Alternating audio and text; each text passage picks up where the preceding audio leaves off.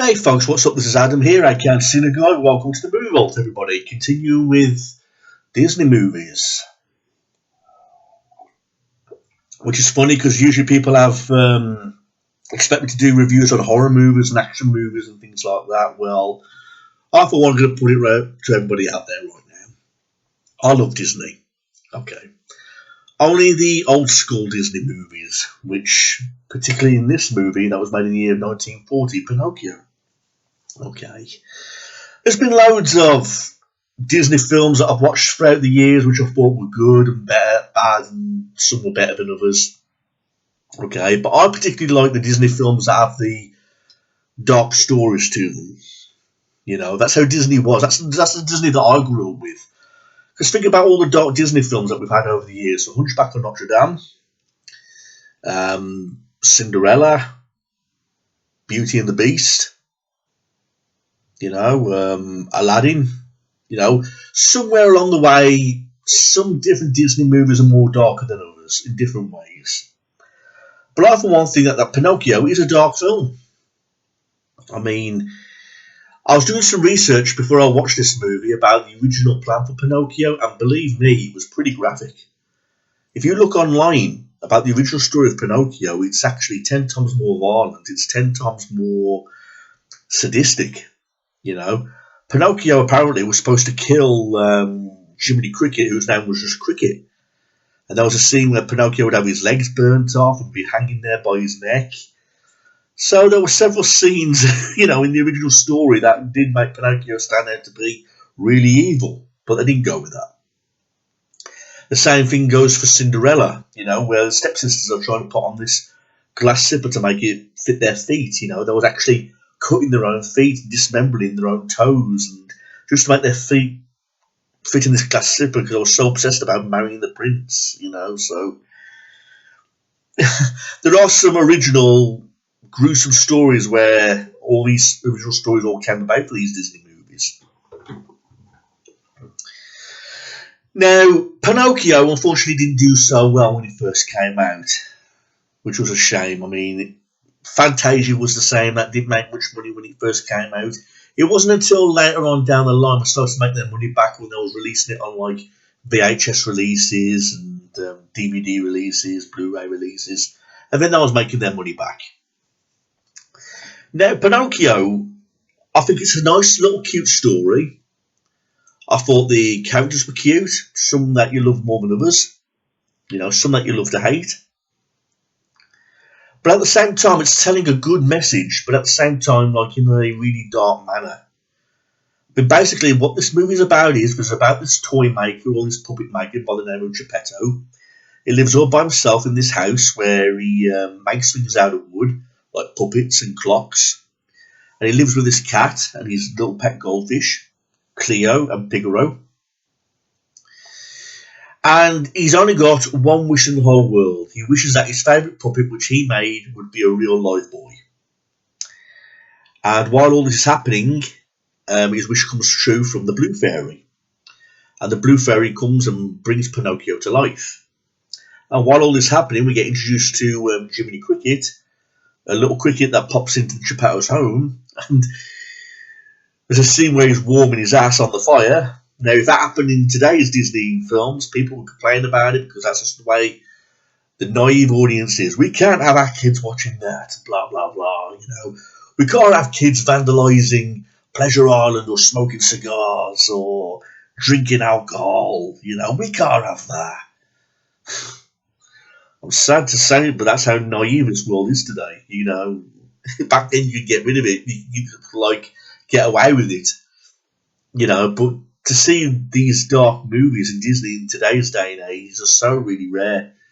Mainly because of all the criticism it gets, from whether it's racial, from being racist or sexuality, gender, They come with any excuses for films not to be made, because of sexual reasons or racist reasons. It's like Dumbo, where they accuse the crows of being racist characters, you know what I mean? So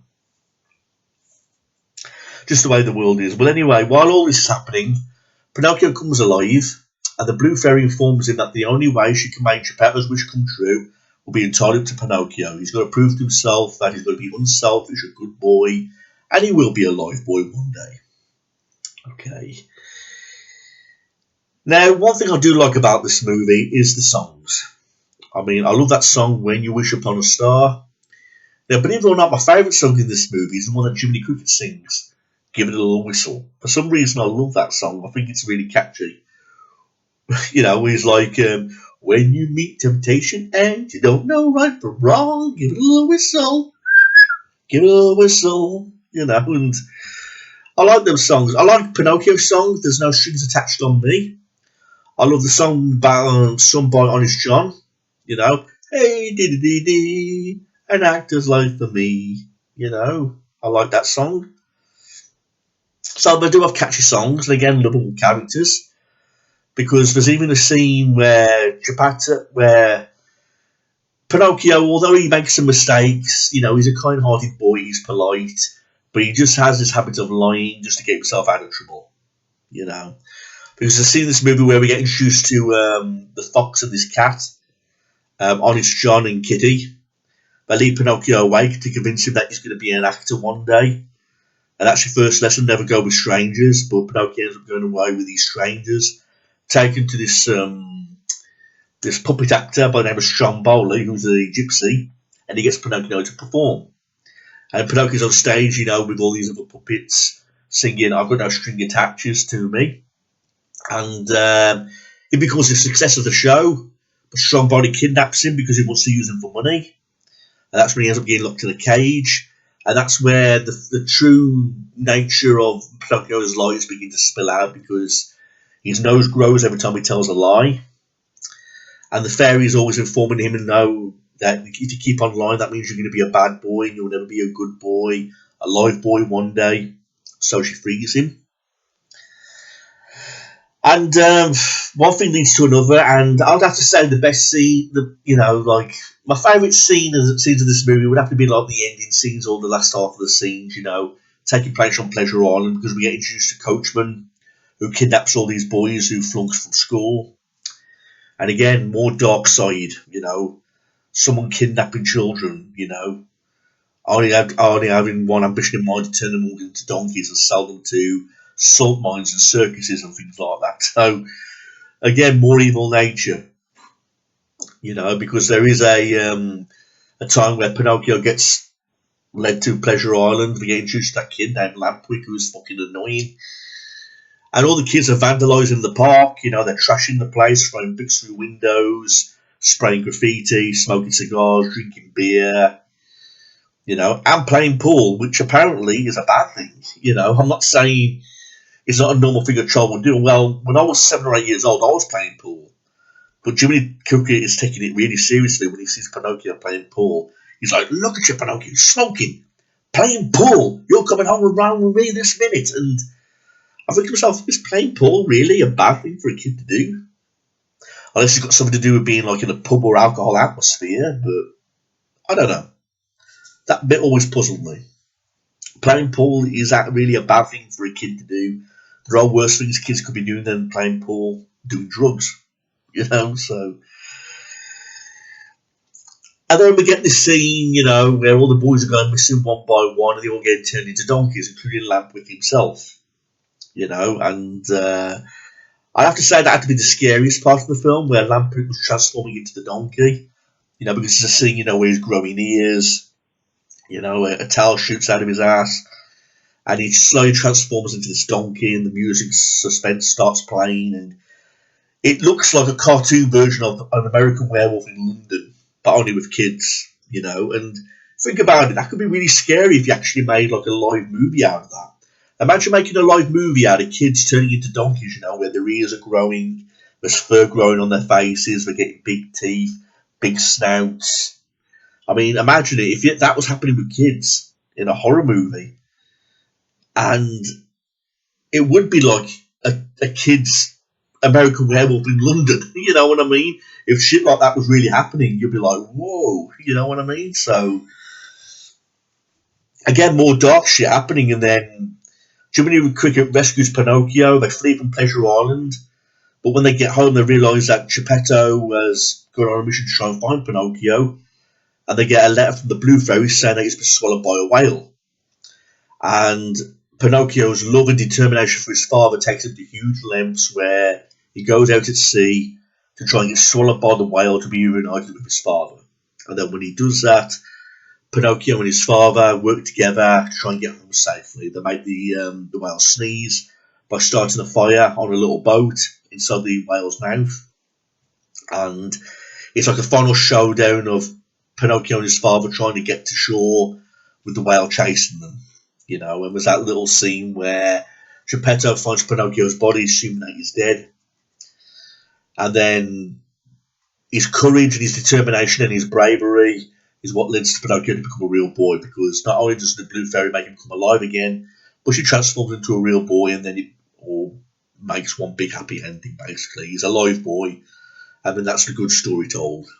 You know, so sweet story. Again, sweet story. I've got no problems with it, other than that little scene where Jiminy Cricket thinks Pinocchio has been a bad boy for playing pool. You know, I can understand the other things like the graffiti, the vandalism, the trashing of the place, the dismembering of all the park and all the rides and everything. I can understand that, but not playing pool. And again, if you look back at all the dark scenes of this movie, I mean, please do your research like I just told you at the start of this movie review. Check out the real life stories about what was originally planned for Pinocchio. Because Pinocchio was meant to be really evil by killing Jiminy Cricket and being burnt, being hung, and same goes for Cinderella, where I was dismembering the steps, dismembering her feet. You know, just trying to get the feet to fit inside the slipper to marry the prince. You know, so check all these out. I'm not making it up. Check it out. There's some original, real stories about this. You know. But this film got a lot of shit from parents. I mean, they're saying that the film was too dark. You know, it was sending out too many bad messages with all the kids misbehaving in the movie. You know, walking away with strangers. But hey, it's a Disney film. It's understandable kids are going to watch it, but I'm not bragging or anything. I watched this movie and I turned out fine. I didn't go talking to strangers. I didn't go vandalising property. You know, yes, I played pool, but I didn't go out vandalising property or anything like that. So it just goes to show the kids' upbringing at the end of the day. That's what I truly believe. You know, so Pinocchio, I would say it's one of those movies that I wouldn't mind watching again and again. I think it's a classic. And again, it made more money for the studios when it had its home video releases. My mother, God bless her soul, introduced me to all loads of really nice classic little films, such as Pinocchio when I was little. You know, everyone did. I mean, I'm 37 years of age. You know, if you grew up through the era that I grew up through, where Disney was at like dark nature, dark humour, and, you know, dark storytelling, you know, these days they make lazy remakes like, I know some of these are okay, like the live animated films, you know, and all that kind of thing, but the live action films. But in my opinion, they're not as good as the cartoons. You know what I mean? And Disney is a big part of everybody's life. I mean, people, including men much older than me, travel all over the world just to go and visit Disney World. You know what I mean? So Disney's not just for kids, it's for people of all ages, in my opinion. You know, it's a big part of everyone's childhood, a big part of everybody's life. And Pinocchio, I can sincerely say, is one memorable one. It's one memorable Disney film that tells a really good story. It has its dark moments, it has its funny moments, it has its heartwarming moments. It has its moments where it makes you want to hate the characters like the coachman for being really evil, for kidnapping all these boys. You know, it makes you want to sing along to the songs when they're played. Again, I'm going back to that song again. Give it a little whistle. I love that song. I find that the most catchiest in the film. But overall, everybody really impressed with Pinocchio. I mean, I'm glad I rewatched it again. There's not much more I can say other than it's a must-see for all members of the family. And I recommend it for any die-hard Disney fan who has not seen this movie. But I think everyone's seen Pinocchio by now. They all know the story about the wooden little boy puppet who grows a long nose for telling lies, but eventually becomes a real live boy for being brave, you know, unselfish, and a nice, kind, polite boy, and eventually he does. And the movie tells a really good story. So kudos to that. And really kudos to all the animation, considering this is a 1940 film as well. So, yeah, that's it, everybody. Please like, rate, comment this, and email me if you've got any questions. Please leave all your comments or thoughts below. Thanks, everyone. Peace out.